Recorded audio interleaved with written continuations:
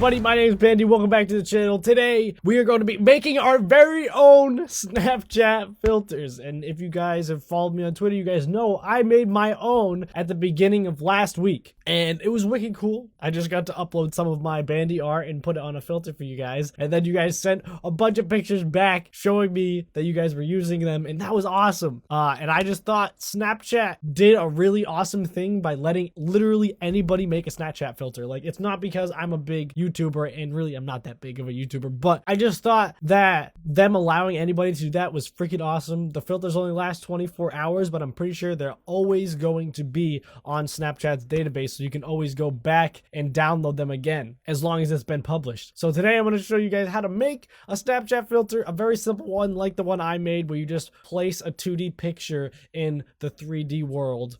So first off, what you want to do is go to this website if you guys do want to make your very own. The website is called lensstudio.snapchat.com, and this is actually put on by the official people at Snapchat, obviously. And you can go to their website and download the Lens Studio. It's like what you use to make the Snapchat filters. Download it right to your computer, and it doesn't take too long. You just click download right here, up top right. It'll ask you for your Snapchat username and password, so just put it in, click I'm not a robot, log in, the download will start. You can run the download once it's on your desktop, and then the Lens Studio will be installed, and you should be good to go. After you're done downloading Lens Studio, you want to go to your desktop and look up Lens Studio, and you want to open that, and it will look like this. If you have recent projects, which if you're downloading this for the first time, you won't, then they'll come up. If not, you'll most likely be getting these templates. Now, templates are really awesome to use because they kind of take a lot of the legwork out of doing crazy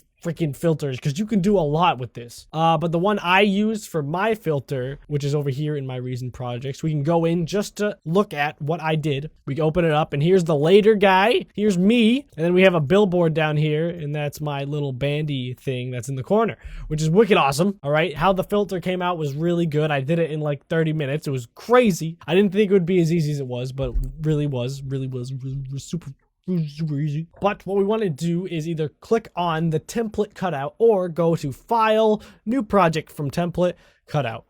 And this is the one I used to make the Bandi filter, all right? So we got all these animals, a bunch of crap here, okay? So we want to go to Cutout Scene Controller, because that's what contains all the objects. As you can see, I'm cycling through them, and they're turning blue in the background. That's the ones I'm highlighting. So I'm going to delete some of them. Some of them I don't like. I don't like all this crap that's floating around. I don't want that in my filter, all right? This is going to be a real OG filter. That's gone. The owl, get him out of there. Prop, dunzo. Chick in the front, dead. All right, so from here I want to bring in new pictures to my scene so I can change the elephant, the cat, and the other thing, whatever the orange thing is. I don't know. What are you a hamster? Something? Chipmunk? Maybe? I don't know. Now you just got to open up a folder with your pictures in it, take the pictures, and just drag them into this left side right here, this bottom left side. Drag them in. I'm dragging in Donald Trump, Elijah, and Crying Jordan. It's gonna make a sick meme. So we're going to click on the elephant, and that one's a pretty big object, as you can see. So we're going to take the Elijah picture and drag it onto this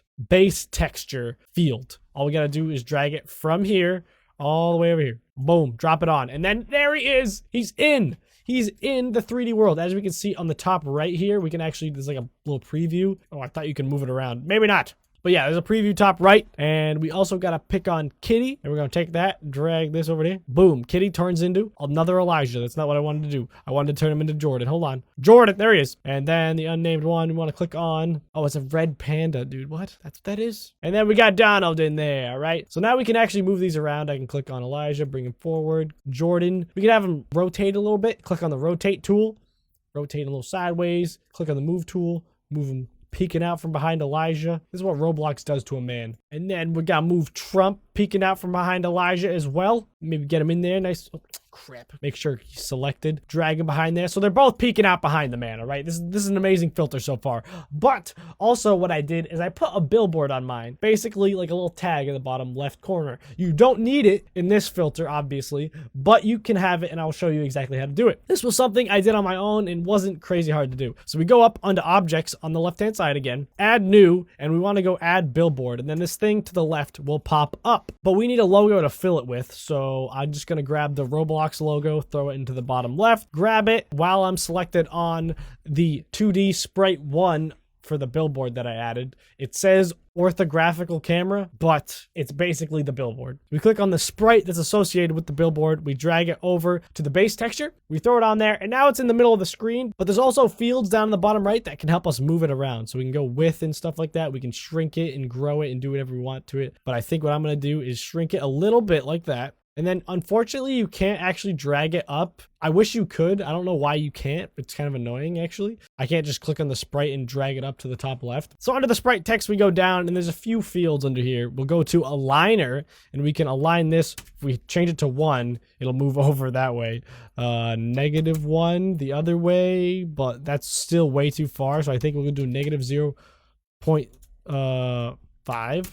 There we go. I like that. And then we'll select Y and we'll change that to 0.8. And that's at the top left almost. And we can keep playing around with this until we get it to where we want it to be. All right, I have everything in position. The Roblox symbols in the top left instead of the bottom left like I had in the other one, just to prove to you guys you can basically put it anywhere. Or if you don't want, you don't even need the billboard at all. But I decided to put one in just to show you, because that's really what I know how to do. My knowledge in this program is not very extensive, but that's just the small things I do know how to do. So obviously, when we make a filter, we want to take out our phone and we want to test it on that phone. Take out your phone and we want to go to Snapchat. And as you can see, we'll just select this right here.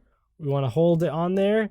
And once we get it popped up on the screen, it asks if we want to pair it with Lens Studio. We click pair. Yes, I'd love to pair. And once you're paired, you can see on your computer, a green check mark comes up that says, let's push to your device. All right, so let's push the lens to our device. This new filter will come up, and it looks like just a bunch of blocks, kind of like the stuff we deleted. And then there it is. As you can see, we have the Roblox in the top left, kind of gets cut off by the search bar. But then we have this beautiful thing. And then whenever you try to make a snap of it, it'll say development, obviously because it's not a release snap. But we can do that really, really easily.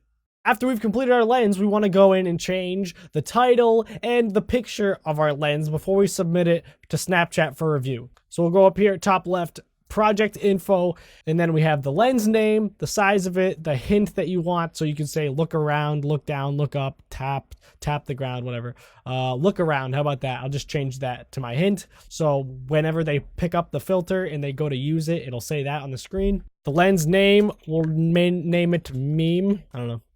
Change the icon, it will go down. We'll pick up our little guy, our little monocle man, and we'll hit apply. So now instead of the other icon that was near project info, we have our custom uploaded icon. So now we can click to the right of that, submit lens, and then it says confirm submission. We click on upload, confirm that puppy, and then it is now being reviewed. And we can see my other filter that I made, its status is not in review anymore. It's live as of the 19th of January, which is the morning I uploaded it. And then I can actually see how many views the filter has had, how many scans it's had, and how many shares it's had. And that is awesome. 4,000. I didn't even know that. And that the fact that they have these statistics is just awesome.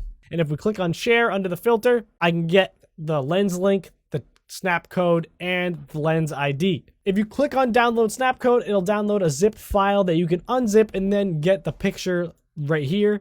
And also, if you copy the lens link is actually a web link that'll look just like this.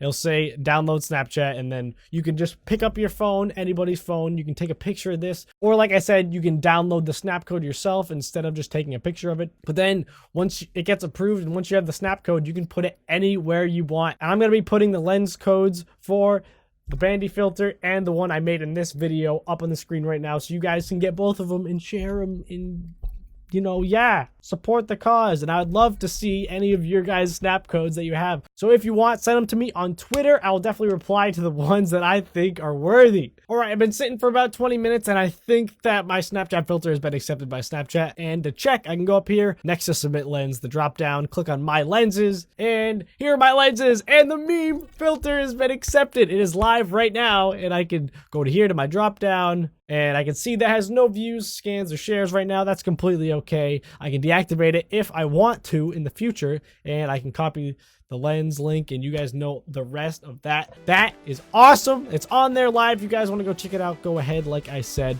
But thank you so much for watching, and I hope to see you in the next one. If you like the video, then like the video. Later.